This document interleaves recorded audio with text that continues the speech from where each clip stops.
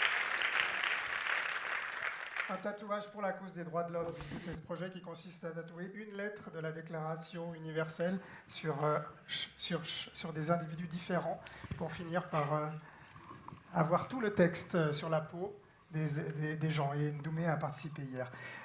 Ndoumé, it's just the beginning of the discussion. Ce n'est que le début, parce qu'on aura la chance immense, d'avoir Ruth Dreyfus avec nous, qui est engagée dans l'abolition universelle. Et tout à l'heure, il y aura un échange et une rencontre avec Ndoumé. Et on est très heureux de vous proposer ce moment. Et juste quelques mots pour vous dire que l'exposition Windows on Death Row, dont on a dit qu'elle est visible à la Bibliothèque de la Cité et à Morges jusqu'au 30 avril à Genève, jusqu'au début mai à Morges, où nous avons reconstitué une cellule grandeur nature, 3 mètres sur 2, le même type de cellule où Ndoumé a passé toutes ces années. Je voudrais quand même ajouter que quand Ndoumé a pénétré dans cette cellule, je lui ai dit, mais c'est pas possible, elle est trop petite, on s'est trompé dans les mensurations. Et Ndoumé, il est entré, il a dit, non, la mienne, elle était plus petite, je touchais les 2 murs. Donc on vous invite, étonné par les dimensions, elles sont réelles. On vous invite vraiment à passer voir cette exposition et à voir toutes ces images dont vous avez vu des extraits.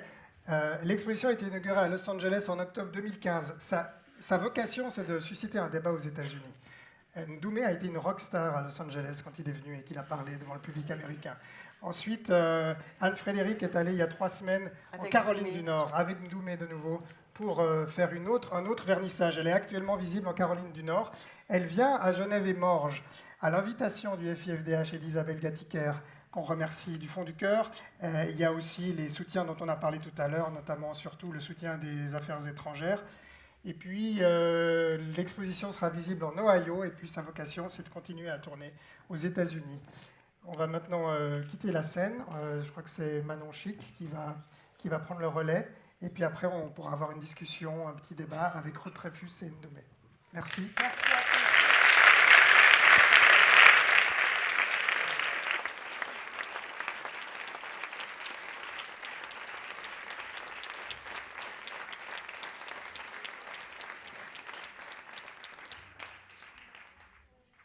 Est-ce que ce micro marche? Oui. Bonsoir à toutes et à tous. Encore un immense merci à Patrick Chapat, Anne-Frédérique Wirman, Ndoumé. On les retrouve tout à l'heure pour une discussion. Je vous propose que là, on laisse l'écran à une petite surprise qu'on vous a préparée. Robert Badinter, qui s'est battu pour l'abolition de la peine de mort en France, qui ne pouvait pas être avec nous ce soir, mais qui sera avec nous en vidéo et qui avait un message à nous transmettre. Donc, on lui laisse l'écran avant de vous retrouver pour un petit moment de débat et de discussion.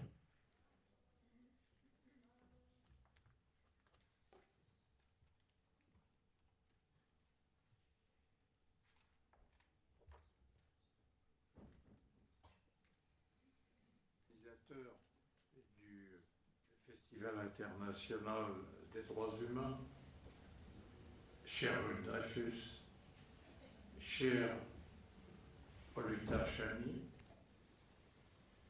chers participants à cette rencontre, je regrette beaucoup de ne pouvoir me trouver ce soir parmi vous. Je sais l'importance que revêtent ces réunions. C'est là où se ranime l'ardeur militante de tous ceux qui luttent pour l'abolition universelle de la peine de mort, notre but ultime.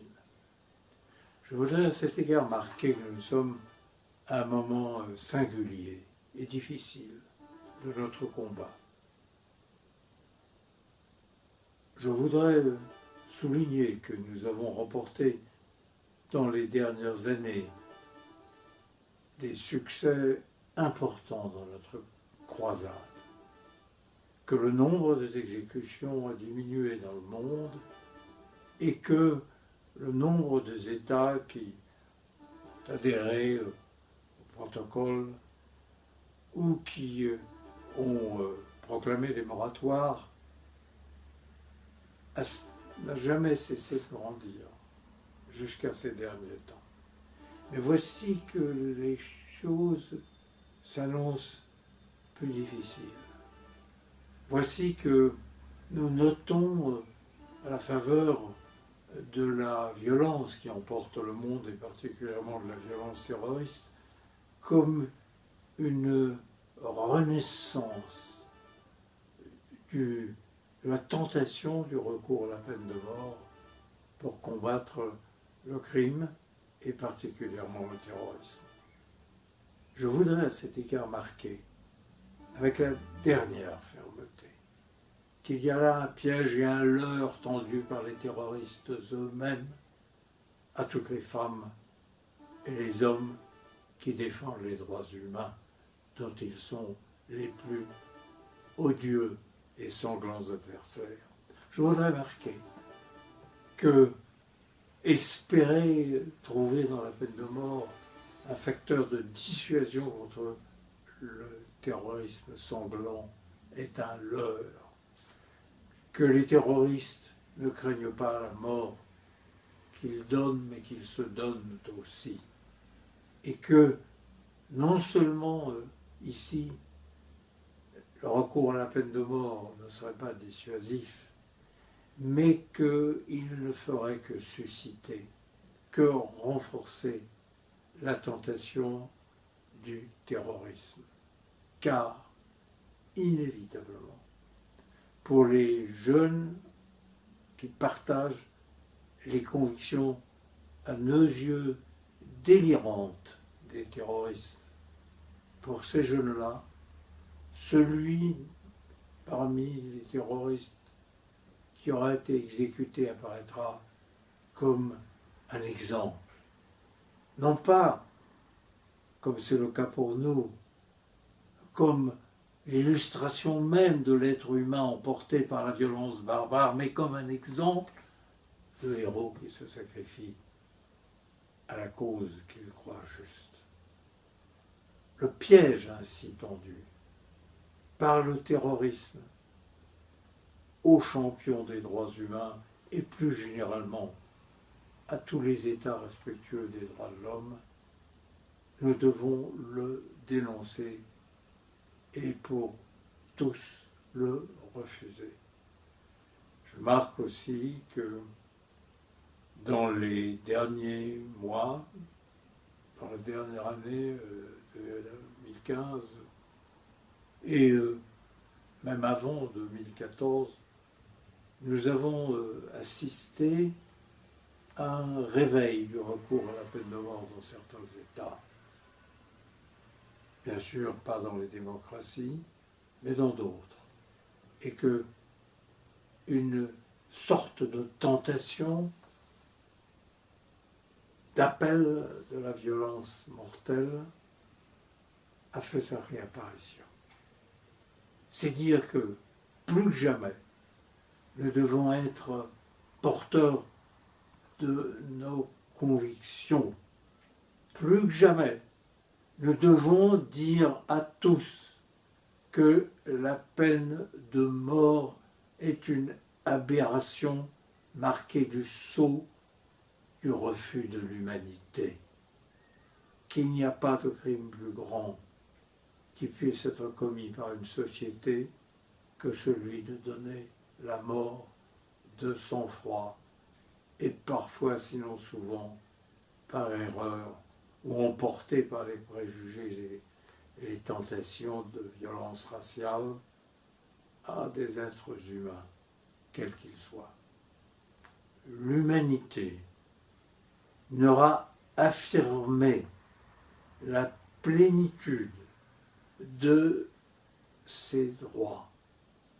L'humanité n'aura affirmé que là où existe la peine de mort, il ne peut pas y avoir de civilisation assurée, c'est dire que nous devons plus jamais être actifs, plus que jamais être convaincants, plus que jamais résolus dans le combat contre cette injustice majeure, contre la tentation permanente de recourir à la peine de mort, c'est-à-dire à l'inhumanité, à l'état brut.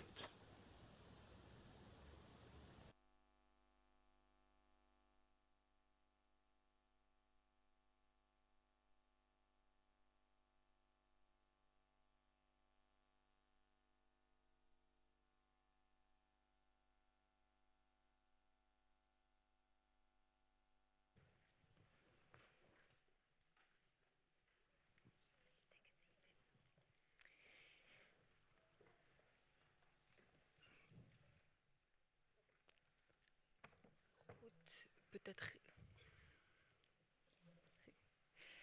Voilà, mesdames, messieurs, après ces mots de Robert Badinter qui nous incite à rester plus engagés que jamais dans ce combat contre la peine de mort, la parole d'abord à nos invités et aussi bien sûr la possibilité pour vous toutes et tous de leur poser des questions.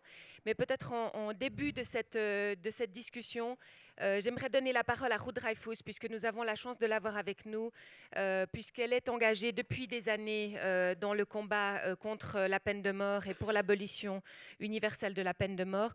Ruth, peut-être quelques mots après ce témoignage que nous avons eu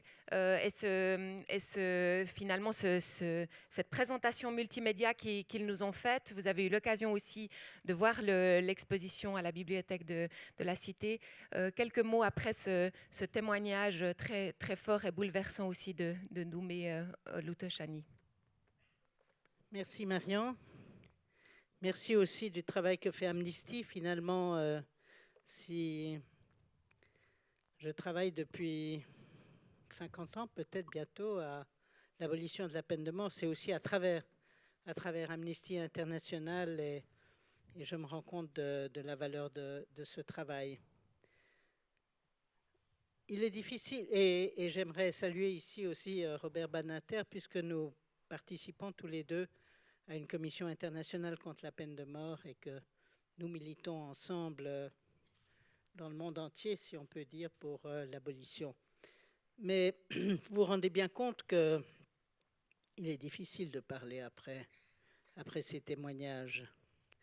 Au fond, je déteste un peu l'idée que les politiciens et les politiciennes, même après avoir servi et exercé leur mission, soient des personnes à qui on demande toujours de prendre la parole, alors qu'il peut être tellement difficile de prendre la parole. Difficile parce que nous avons assisté à travers le travail formidable de Patrick et d'Anne-Frédéric à toute l'horreur d'un crime accompli de sang-froid, planifié soigneusement, par des gens qui se considèrent comme irresponsables de la mise à mort d'un individu. Or, c'est toujours de mise à mort qu'il s'agit, même si l'on peut se vanter, comme l'a fait un des intervenants, du fait que ça n'a duré que quelques minutes. Mais ce que nous avons entendu tout à l'heure est tellement juste. Ça commence déjà avec le procès, ça commence déjà avec la date à laquelle on annonce, la date que l'on annonce être la date de la mort. C'est vraiment faire vivre quelqu'un dans la terreur, dans l'absence d'espoir, de l'obliger, comme cela est possible, et c'est ça la beauté de l'humanité, de l'obliger à trouver en lui-même toutes les forces qui lui permettent de vivre et de garder l'espoir à la fois dans la dignité humaine et dans l'amour et l'affection des gens qui sont des proches. Et c'est ce que Ndoumé a réussi à faire, c'est ce que d'autres réussissent à faire, c'est-à-dire à sauver l'humanité alors que tout le système consiste à nier en fait l'humanité, à retrancher de l'humanité des personnes que l'on condamne d'abord à l'isolement, d'abord à ne plus faire partie d'un groupe humain et finalement à les tuer. Donc, encore une fois, toute l'horreur de la peine de mort, je crois, apparaît dans le travail que vous avez fait, dans le témoignage de Ndoumé, dans la mesure où justement c'est, encore une fois, une machine qui se met en place, et une machine n'a rien d'humain. Elle nie l'humanité de ceux qui la subissent, mais finalement, elle nie aussi l'humanité de ceux qui ne se considèrent plus que comme des rouages d'une machine et qui, de ce fait, sacrifient aussi leur vision, leur morale, leur capacité de compassion et qui deviennent tout simplement, encore une fois, des outils. Et cette horreur, dans ce sens-là, touche non seulement les victimes, mais finalement toute la société. Comment est-ce qu'on peut expliquer aujourd'hui que les États-Unis restent un des derniers pays à appliquer la peine de mort. On sait évidemment qu'il y a des pays non démocratiques qui recourent largement à la peine de mort, mais les États-Unis avec le Japon sont un de ces derniers pays qui effectivement exécutent encore. Le nombre d'exécutions est en baisse constante depuis maintenant environ 10 ans. On voit que même sur ces dernières années, il y a eu 39 exécutions en 2013, plus que 35 en 2014, plus que 28 en 2015. C'est encore bien sûr beaucoup trop. C'est encore beaucoup trop de condamnations aussi, parce que les condamnations sont bien plus nombreuses. Mais qu'est-ce qui permet d'expliquer que les États-Unis soient ce pays qui reste attaché à cette peine qui est injuste, cruelle, inhumaine et dégradante? Je pense que la démocratie n'est pas toujours un bastion contre les dérives de ce type. Je pense qu'une façon de le prévenir est justement de créer une coalition de ceux qui s'opposent à ce traitement inhumain, de créer la coalition de ceux qui considèrent que le droit à la vie est le premier droit des droits humains, et de se soutenir les uns et les autres. Nous avons la chance ici en Europe de faire partie d'un espace libre de la peine de mort. Il ne s'agit pas seulement de l'Union européenne, il ne s'agit pas seulement de la Suisse, il s'agit du Conseil de l'Europe. Le fait est que l'on ne peut être membre de cette famille, si l'on veut, d'État, que si l'on renonce définitivement à la peine de mort. C'est-à-dire que nous nous aidons les uns et les autres contre les tentations dont parlait Robert Badinter, celle de réagir à un crime particulièrement odieux en se disant qu'en tuant la personne, on tue le mal. Et c'est ce qu'on essaye de faire dans le monde entier maintenant, c'est de créer des espaces libres de la peine de mort où les différents pays s'encouragent et se soutiennent et prennent des engagements les uns envers les autres. Alors la question, pourquoi l'Amérique ? L'Amérique ne fait pas partie d'une telle coalition. L'Amérique se sent au-dessus des autres pays. L'Amérique se sent finalement le leader du monde. Et de ce fait, dans cette espèce de splendide isolement au sommet de la hiérarchie des États, telle que la conçoivent beaucoup d'Américains, on est insensible à la critique. On devient, dans une certaine mesure, autiste. Et je crois que c'est une des raisons pour lesquelles l'Amérique refuse, au fond, d'entrer dans un débat international sur la peine de mort. Maintenant, on peut ajouter autre chose. C'est bien sûr, il y a toute une série de mécanismes. C'est un État fédéraliste. Il avait aboli la peine de mort. La Cour suprême a considéré que c'était un droit des États. Ne le prenons pas de très haut. La même chose est arrivée en Suisse. Exactement, au siècle passé déjà. Enfin non, au siècle d'avant.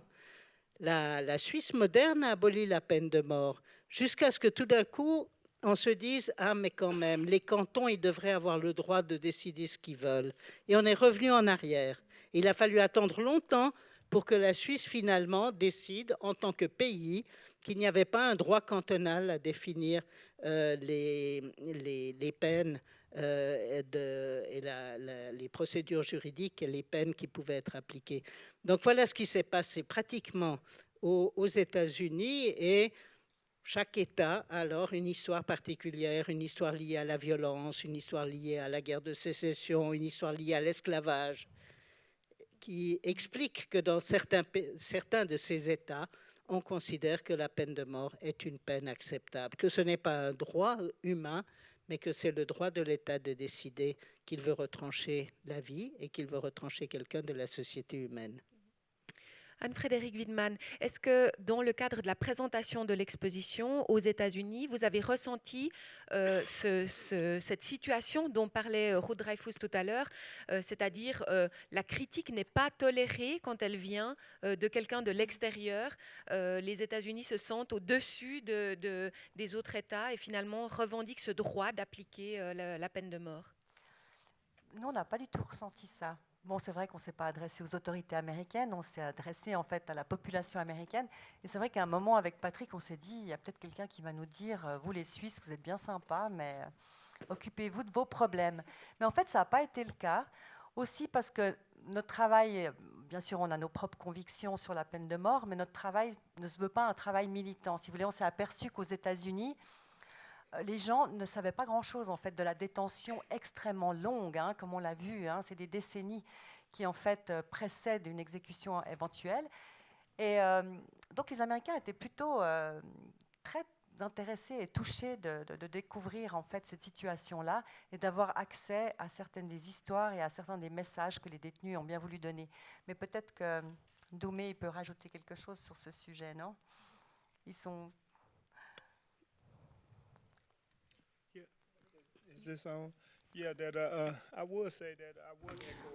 Oui, je dirais que je suis d'accord avec ce qui a été dit. Les États-Unis se sentent un petit peu au-dessus de toute critique.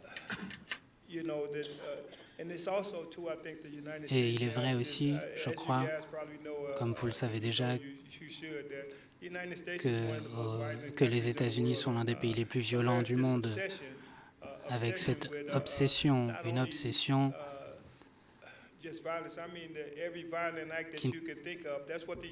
toutes les actions violentes qu'on puisse imaginer, ce sont des actions qui ont été fondatrices pour les États-Unis. Si on se penche sur l'histoire américaine, c'est évident.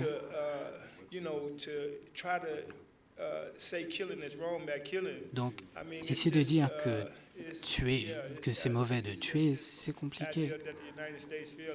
Et effectivement, comme vous disiez, les États-Unis ne se soumettent pas aux avis des autres, cela leur importe peu. Mais pourtant, je pense que ce genre d'action est très utile lorsqu'on a des gens aux États-Unis qui voient les centaines de milliers de personnes en Europe qui descendent dans la rue pour protester contre la peine de mort. Et tout ce que vous faites, je crois que ça fait vraiment une différence.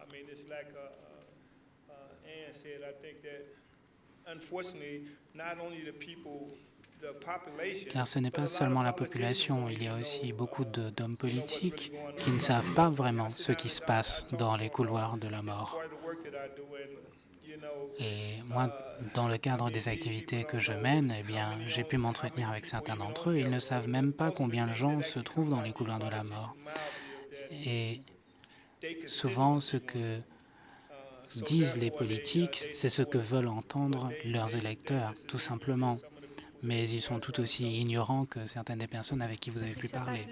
Le projet, en fait, vous a évidemment permis d'entrer dans ces prisons et de découvrir la réalité de ces prisons américaines. Est-ce que là, c'est aussi vous, est-ce que vous avez découvert une réalité qui pour vous était nouvelle? Est-ce que c'était pour vous une expérience et sous quelle forme? Et puis peut-être parlez-nous aussi de comment on transmet à travers l'art un message justement aujourd'hui aux Américains. Bon, c'est clair. Pour répondre à votre première question, on a des images très cinématographiques des couloirs de la mort, de ces prisons. Vous avez vu quelques images qu'on a volées parce qu'il faut bien comprendre qu'on nous avait averti, attention, ne vous faites pas attraper en train de filmer même l'approche de la prison parce qu'on va vous confisquer tout votre matériel. Donc on l'a filmé avec l'iPhone quand on arrive vers la prison de Riverbend.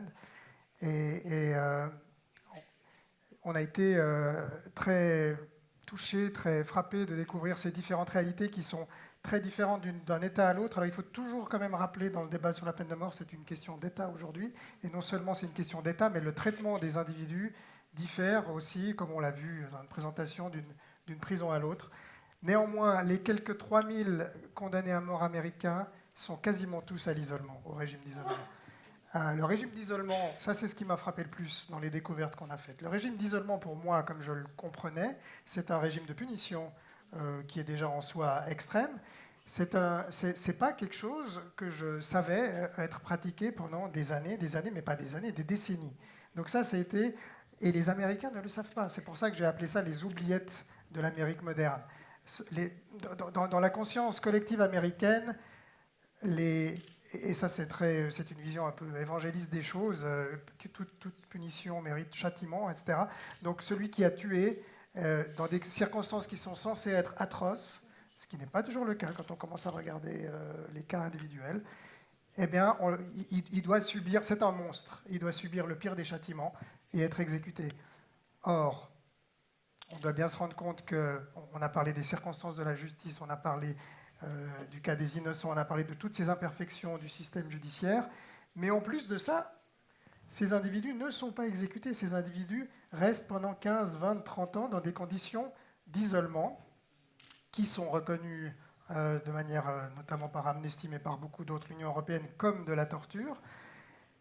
Et ça a été le choc le plus grand. Sur le rôle de l'art, moi j'ai envie de passer la balle à Ndoumé Olatouchani, parce que c'est vraiment lui qu'on veut entendre ce soir.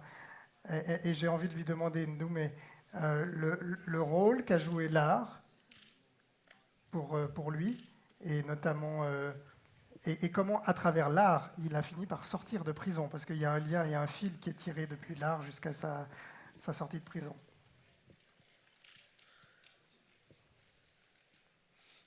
Yeah, art. I think that all of you guys know art is a very powerful way to reach people, and I think that art for me was just like Patrick said. I mean, it's one of the things that I could sit here and tell you that it was one of the things that literally saved my life, because but for my artwork, not only what it did for me mentally and psychologically, but it was through my artwork that.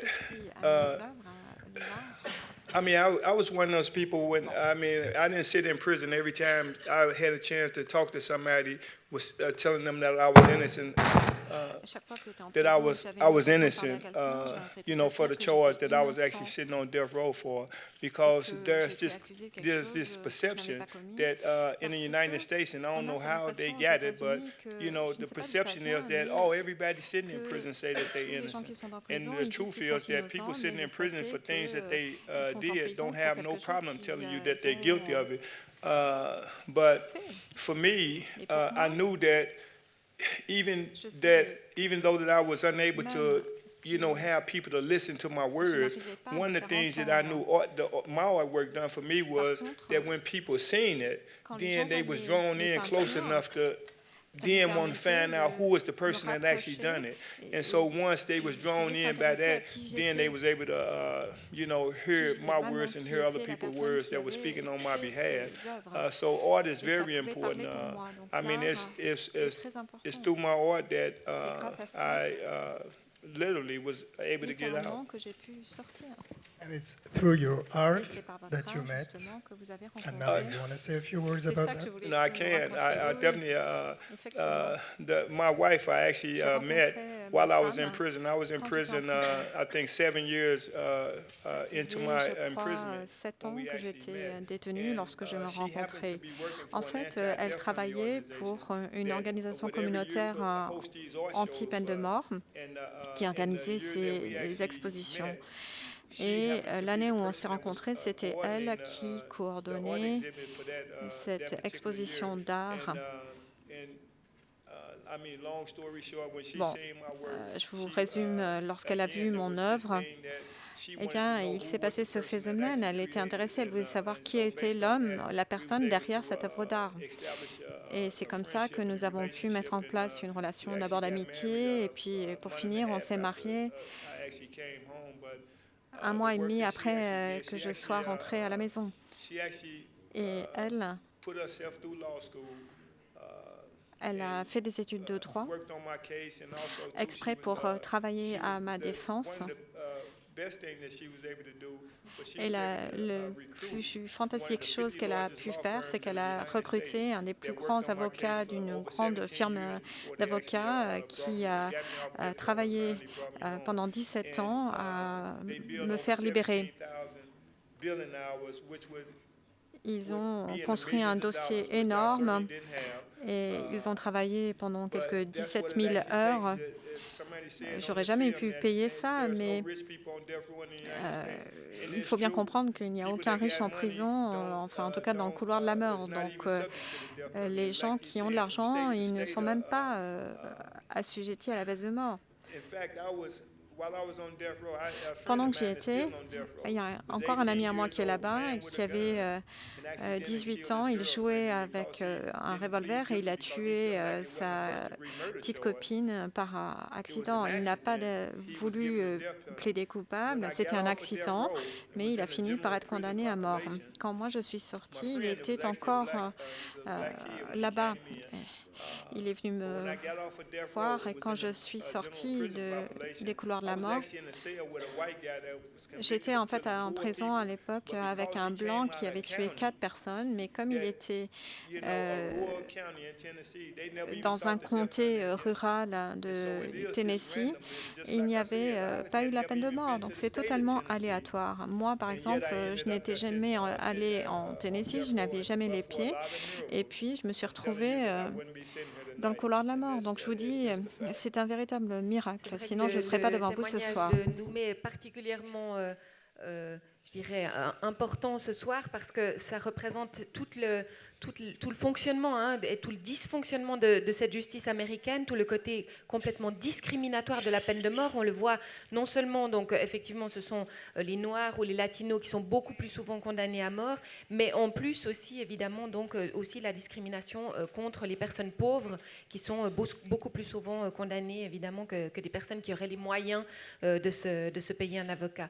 Ndoumé fait partie des 150 personnes qui ont été innocentées après une condamnation à mort aux États-Unis et qui ont donc finalement été libérées du couloir de la mort. 150 personnes innocentées. Pour combien de personnes innocentes exécutées? Nous ne le saurons sans doute jamais, parce qu'il y a effectivement des enquêtes qui ont été menées aux États-Unis, qui ont établi des dizaines de cas de personnes qui ont été exécutées et puis où on a retrouvé le véritable meurtrier après l'exécution de la personne qui était innocente. Mais évidemment que les moyens manquent pour mener ce genre d'enquête sur chaque cas. Et donc, il y a effectivement certainement des dizaines, voire peut-être aussi centaines de personnes qui ont été exécutées pour des crimes qu'elles n'ont jamais commis aux États-Unis. Peut-être encore avant de vous donner la parole et de vous laisser poser des questions à nos invités, Ruth Dreyfus, encore, si on essaie d'élargir, pas seulement donc, aux États-Unis, sur les États sur lesquels on s'est concentré ce soir, mais avec la peine de mort dans le monde, ce qu'on constate quand même, et malgré le message que nous disait Robert Badinter, bien sûr, il y a quelque chose qui est inquiétant aujourd'hui dans la violence actuelle et dans la réponse des États face au terrorisme. Certains États rétablissent la peine de mort, comme c'est le cas au Pakistan, qui a réintroduit la peine de mort après l'avoir abolie, après le massacre épouvantable des enfants dans une école. Mais ce qu'on voit quand même, si on regarde et si on se tourne sur les 20-30 dernières années, on voit quand même une tendance claire vers l'abolition de la peine de mort au niveau mondial. On voit de moins en moins de condamnations à mort, de moins en moins d'exécutions. Donc il y a quand même là une tendance générale vers l'abolition. Comment est-ce qu'on mène la lutte aujourd'hui?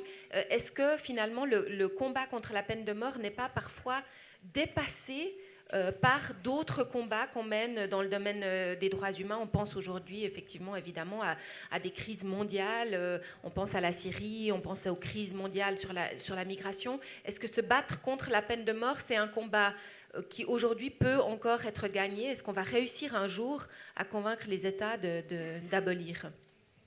J'en suis absolument persuadée et on avance vers ce but.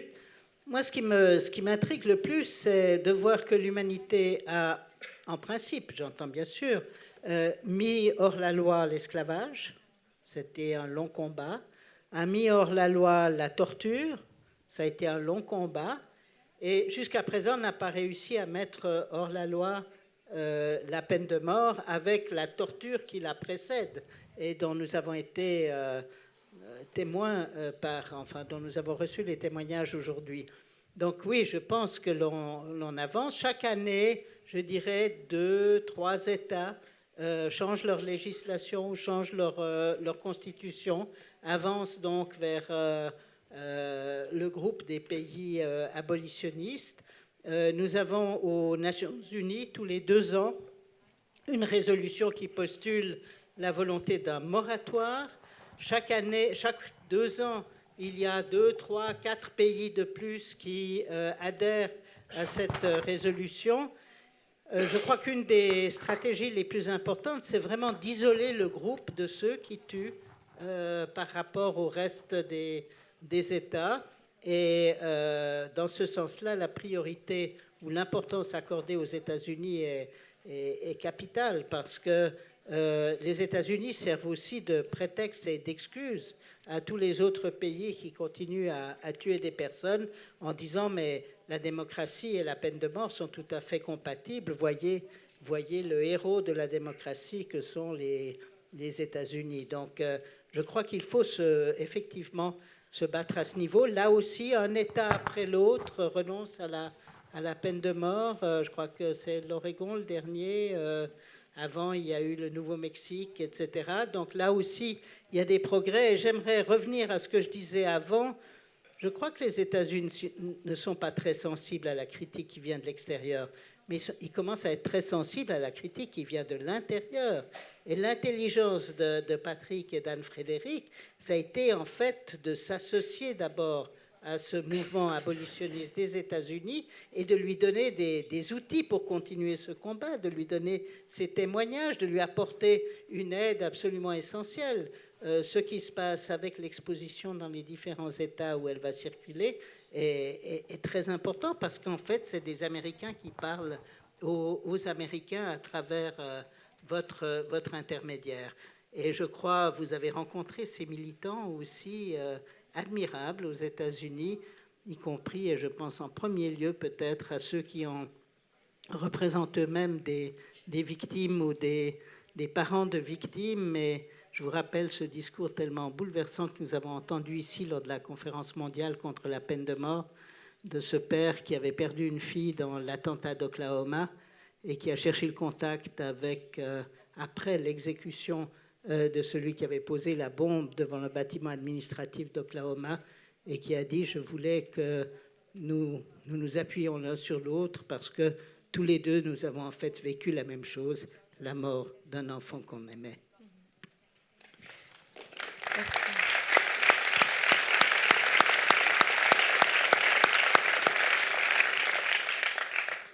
J'aimerais me tourner vers vous pour vous donner la parole et effectivement vous permettre de poser des questions. Il doit y avoir, je pense, des micros. Et puis on commence avec Daniel Warner qui se bat avec impatience pour nous dire, je pense, si Trump ou Clinton va éventuellement abolir la peine de mort. Alors, levez la main au 3e rang. Voilà.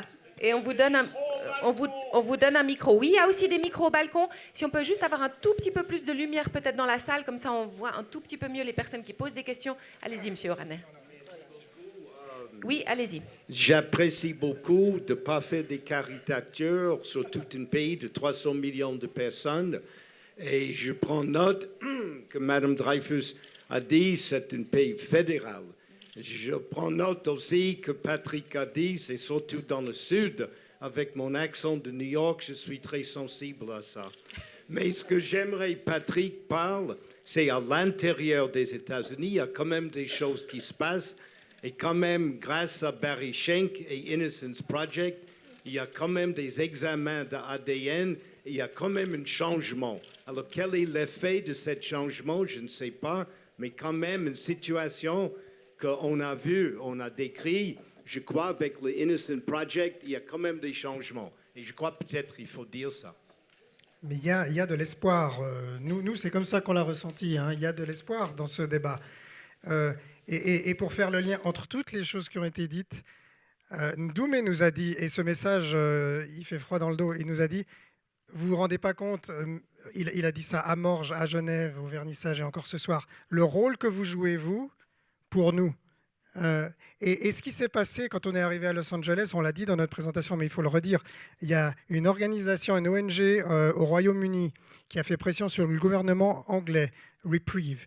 Et ensuite, le gouvernement anglais a fait pression sur l'Union européenne qui a fini par limiter l'exportation des drogues utilisées dans ce cocktail de mort qui avait été mis au point. Parce que toute l'histoire de la peine de mort, c'est une histoire d'essayer de rendre la peine de mort indolore. On veut avoir l'impression que le condamné à mort s'endort. On veut avoir quand même une bonne conscience. On sent bien que c'est un acte de mort et on ne veut pas que ça ressemble à ça. Et on avait mis au point un protocole avec 3 drogues. L'Union européenne a a fait passer ce boycott. On n'utilise pas des drogues qui sont des médicaments hein, qui sont pas. Il y a pas de. C'est pas fait pour tuer. Ce sont des médicaments. On peut pas les exporter pour ça. Donc ça a mis la peine de mort sur la défensive aux États-Unis. Déjà, ça c'est le premier point. Les organisations aux États-Unis ont fait des énormes pressions aussi sur les industries, parce qu'après les États, les prisons ont essayé de trouver d'autres. Ils sont allés en Inde, ils ont importé du pain total au marché gris. Ça a été. Il y a eu certaines de ces cargaisons qui ont été saisies par la Food and Drug Administration parce que c'est de l'importation illégale de drogue. Enfin, on sent bien que la peine de mort est sur la défensive. Et il y a eu un autre signe d'espoir, parce que l'espoir, le salut viendra de la Cour suprême. Parce que vous l'avez compris, c'est une histoire d'État. Donc seule la Cour suprême, même pas le président, la Cour suprême peut casser la validité de la peine de mort, notamment sur des raisons constitutionnelles. Et ce qui s'est passé l'année dernière, il y a eu un recours suite à l'utilisation, donc les États ont cherché des nouvelles drogues, et puis il y a eu l'utilisation d'une nouvelle drogue dans l'exécution, une seule drogue, le midazolam, qui est le dormicum de Roche, si jamais. Et la Cour suprême a considéré que ce n'était pas un problème, mais dans les déclarations qui ont été faites par les juges, on pense que si le cas revient devant la Cour suprême, la question de la peine de mort pourrait être jugée cruel and unusual punishment, comme ça a été le cas par le passé. Ça, c'est une chose. Et la question de la détention aussi, l'isolement à long terme pourrait aussi être jugé dans un cas séparé comme cruel and unusual punishment. Innocence Project, etc., qui font un travail admirable, c'est vrai, mais ça ne suffit pas en fait. Quand on va dans les prisons, on rencontre des gens comme Ndoumé qui, quand ils se disent innocents, comme il le disait lui-même, pas tous les détenus nous disaient tous qu'ils étaient innocents, mais certains disaient oui, je suis innocent, et ils n'avaient ni l'argent ni la capacité en fait de trouver un avocat. C'est vrai que Innocence Project ou les grands avocats de New York qui sont capables de fournir des heures et des milliers d'heures, comme dans le cas de Ndoumé, gratuitement, ils prennent pas tant d'affaires que ça. Donc il y a toujours en fait dans les couloirs de la mort des détenus qui espèrent décrocher, en fait, intéresser un bureau d'avocat ou le Innocence Project. On va prendre une autre question. Je me tourne vers le haut et je regarde s'il y a un micro vers vous. Monsieur, oui, allez-y. Merci. Merci infiniment d'organiser ce débat. Je suis touché par le témoignage de Ndoumé. J'espère que sa vie sera le plus heureuse possible et ça montre peut-être que même les systèmes les plus dévoyés, on peut encore avoir de l'espoir. Je rends hommage à Amnesty. J'ai rencontré, parce que souvent l'argument vient des prisonniers qui ont dit « Vous avez agi, vous avez écrit au chef d'État à telle prison, soit j'ai été libéré, soit ma peine était moins longue, soit ça améliorait le sort de certains. » Je pense à des cas particuliers en Afrique et en Mauritanie. Et je viens avec ma question un peu méchante. Patrick Chapat n'aura pas l'autorisation d'aller en Chine. Notre Ruth nationale a prouvé son courage dans certains domaines, y compris face au chef d'État chinois. Ma question violente, est-ce que Amnesty International peut ou a mis autant d'énergie à lutter contre les couloirs de la mort, le Laobai chinois, ou à l'égard des Ouïghours? Et moi, je me dis, on n'entend pas parler. Quand je vois le président du CICR, M. Maurer, se pavanant avec le sourire à côté des militaires chinois sur Tiananmen, je me dis, on se fout de la gueule de qui? Le CICR se décrédibilise. Je ne vois pas ce qu'il fait au Tibet, ce qu'ils ont fait en Ouzbékistan. Ça me fait hurler. Et je me dis, là, il y a un vrai sujet encore. Merci. Merci, monsieur. Effectivement, hein, on ne l'a pas dit ce soir parce qu'on s'est beaucoup concentré sur la peine de mort aux États-Unis, mais clairement, la Chine est aujourd'hui le pays qui exécute le plus au monde, plus que tous les autres États réunis. Hein, donc, vous pouvez prendre tous les États, vous mettez ensemble et plus que tout cela, c'est la Chine. Et comme la Chine considère les exécutions et les condamnations à mort comme un secret d'État, il est bien, tout simplement interdit pour qui que ce soit d'articuler le moindre chiffre sur la peine de mort en Chine. Et donc, c'est pour ça que Amnesty International parle en général de milliers d'exécutions par année en Chine, mais sans avoir un chiffre plus clair que nous puissions dénoncer. Chapat, un projet en Chine, peut-être. Avec plaisir. Mais vous avez bien compris, monsieur, que ce projet s'est inscrit dans l'opportunité qui nous a été donnée, c'est que nous sommes allés habiter aux États-Unis. Et nous avons proposé, nous, ce projet aux États-Unis. C'est un projet qui s'adresse au public américain. Et en allant aux États-Unis, c'est aussi un petit pied de nez, parce qu'on l'a dit avant, les États-Unis, c'est un pays qui donne des leçons au monde entier, des leçons de morale et de droits de l'homme. Et on s'est dit, il y a peut-être 2-3 thèmes sur lesquels on peut, nous, à l'extérieur du pays, non pas leur donner une leçon du tout, mais un petit peu aider la discussion sur des sujets qui fâchent, et en utilisant l'image, puisque les mots fâchent quand on parle de peine de mort. Donc nous, on a décidé d'utiliser l'image. Donc voilà, j'aurais bien aimé faire un projet en Chine, mais depuis Los Angeles, ce n'était pas très pratique à faire. On compte sur un projet en Chine quand même pour une prochaine fois. Une question, oui, Ruth Dreyfus, et puis une question là-bas, vous pouvez déjà transmettre le micro, et ensuite vous, monsieur. Merci, je voulais juste répondre sur la Chine et aussi reprendre la grande voix en fait, de Robert Badinter. Dans la commission où nous sommes, nous nous disons abolitionnistes. La seule chose qui nous intéresse, c'est l'abolition. Et nous n'intervenons pas pour dire faites-le justement d'une façon un peu plus élégante, un peu moins douloureuse ou des arguments de ce genre-là. C'est l'abolition pour laquelle nous nous battons. Mais pratiquement, il est vrai que ce qu'on essaye aussi de faire, tous, Amnesty, l'Union européenne, la diplomatie suisse, etc., c'est de grignoter aussi la peine de mort. C'est d'amener les États à réduire le nombre de délits pour lesquels la peine de mort peut être prononcée. Nous suivons actuellement avec intérêt ce qui se passe en Iran. En Iran, 80% des exécutions sont liées à la question de la drogue. Le responsable de la commission iranienne des droits de l'homme disait même 90% dans une interview que j'ai lue aujourd'hui. Et actuellement, il y a une bataille pour dire la peine de mort pour des questions liées aux drogues est encore plus absurde, je dirais, que la peine de mort elle-même. Supprimons-la. En Chine, on a grignoté. Il y a eu des progrès minuscules, insatisfaisants, mais qui font, que c'est la Cour suprême aujourd'hui qui doit contrôler ou confirmer toutes les sentences capitales. Parce qu'avant, c'était aussi un outil, disons, d'oppression locale, de pouvoirs locaux qui s'exerçaient. Le nombre de crimes a été réduit. On se bat contre l'exécution des mineurs, comme cela a été dit dans Le Monde. On se bat contre l'exécution des personnes sans capacité de jugement, des personnes malades psychiatriquement.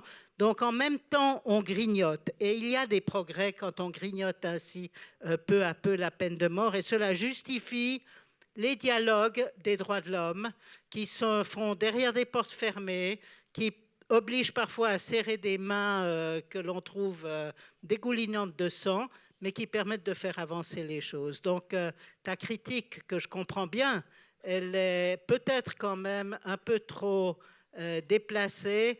Je sais que la bataille que fait le CICR, en particulier dans ce domaine, la bataille que fait la diplomatie suisse, la bataille que fait l'Union européenne, consiste aussi à peu grignoter encore une fois ce bloc de ceux qui adhèrent à la peine de mort. Oui, en Chine, on peut encore ajouter que effectivement, le catalogue des délits était extrêmement large. On peut être condamné en Chine, condamné à mort pour fraude fiscale. Imaginez ce que ça pourrait donner en Suisse si la peine de mort était appliquée.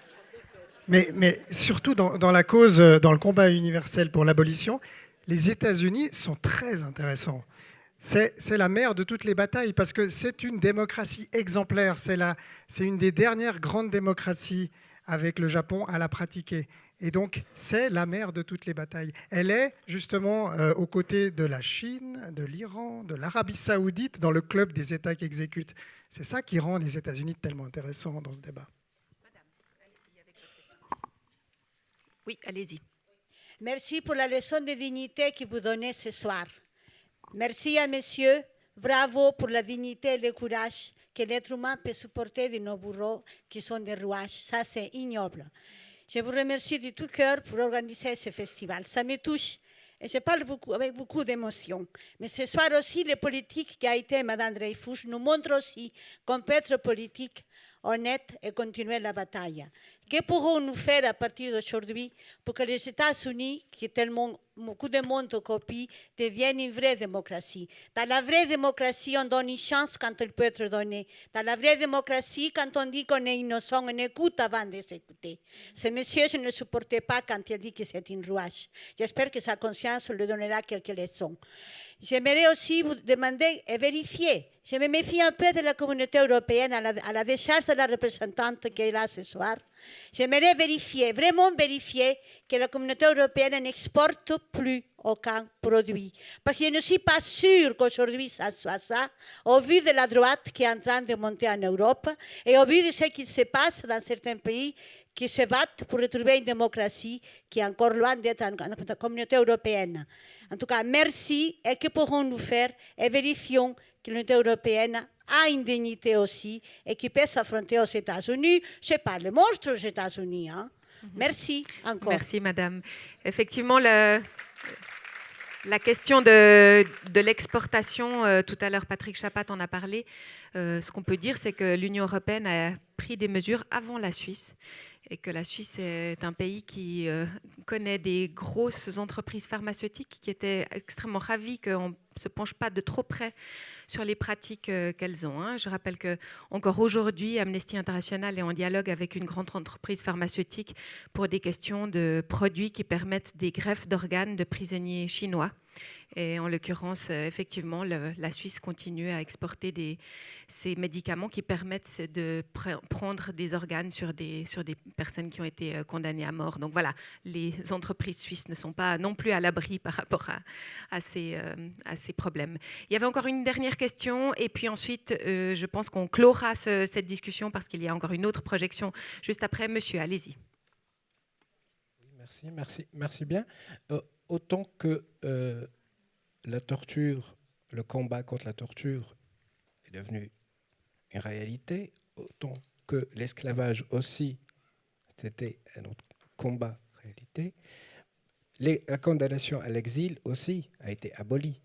Mais j'aimerais dire aussi que, comme vous l'avez dit, le fait que l'exécution d'une peine de mort d'une manière moins douloureuse, comme vous l'exprimez, c'est parce que dans le temps, on exécutait, c'était une forme de torture.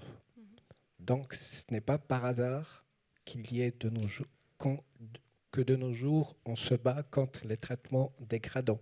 Je dirais aussi que les analyses ADN, ça ne concerne pas tous les cas, toutes les peines de mort exécutées ou en cours.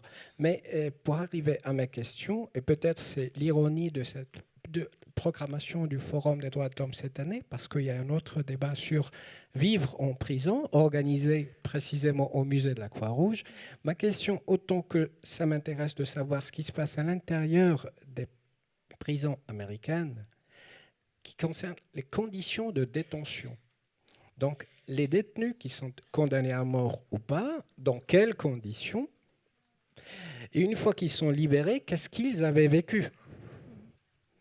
Mais aussi, il y a la problématique aussi du suicide, qui est une possibilité ou une impossibilité. De nos jours, on se bat pour de meilleures conditions de détention, sans parler des futurs condamnés ou des condamnés. Mais ça m'intéresse de savoir.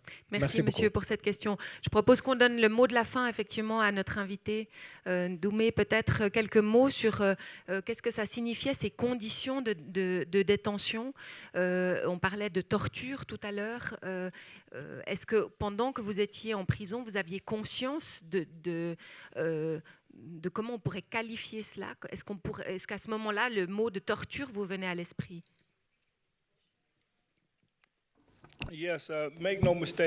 Ah oui, il ne faut pas se tromper. À partir du moment où une personne est condamnée au tribunal et qu'on sait qu'on sera condamné et exécuté un certain jour, tout ça, c'est de la torture mentale et psychologique. Ça ne fait pas le moindre doute. Quand on met quelqu'un dans une cellule pendant 20 ans, 25 ans ou même une année et qu'on parle de son exécution, c'est une torture mentale. Alors quand vous dites la façon dont les gens sont traités, eh bien, les prisons aux États-Unis sont terribles. C'est des horreurs. Vous avez vu ce qui se passait à Abu Ghraib en Irak il y a quelques années, où il y a eu des militaires américains qui ont fait des choses terribles en Irak. Mais ça, c'est des gens, c'est des militaires de réserve aux États-Unis qui eux-mêmes travaillent dans des prisons. Donc ce que vous avez vu qui se passait dans ces prisons, dans ce scandale en Irak, se passe partout dans certaines prisons aux États-Unis. Les gens sont torturés, sont mis à nu et tout un tas de choses horribles sont faites au jour le jour en prison, dans certaines prisons. Il faut aussi savoir que le système pénitentiaire est une véritable industrie de milliards de dollars. Et il faut bien dire que ce sont surtout les Noirs qui sont touchés de manière disproportionnée. Et il y a des gens qui se font de l'argent sur le fonctionnement du système pénitentiaire. En fait, à la bourse, vous pouvez même acheter des actions d'entreprises du système pénitentiaire. Donc, les prisons aux États-Unis, c'est un business. Et les gens qui en sortent tous les jours, ils n'arrivent plus à trouver un emploi, ils ne peuvent pas se loger. Ils n'ont plus aucune possibilité de s'éduquer.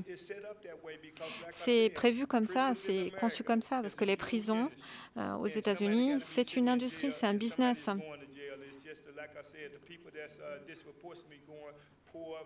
En général, les gens qui vont en prison sont pauvres, noirs. Merci beaucoup marrons. à nos intervenants ce soir. Je crois que c'était un vrai privilège de pouvoir les avoir.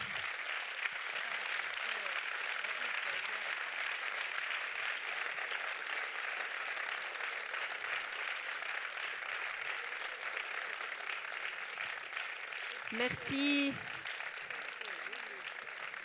Merci à vous toutes et vous tous d'avoir été là. Merci pour ce débat et puis continuez l'engagement contre la peine de mort. Je crois que effectivement quelqu'un comme Doumé mérite votre engagement et votre soutien. Et puis n'oubliez pas d'aller regarder les étoiles dans le ciel. Au revoir, bonne soirée.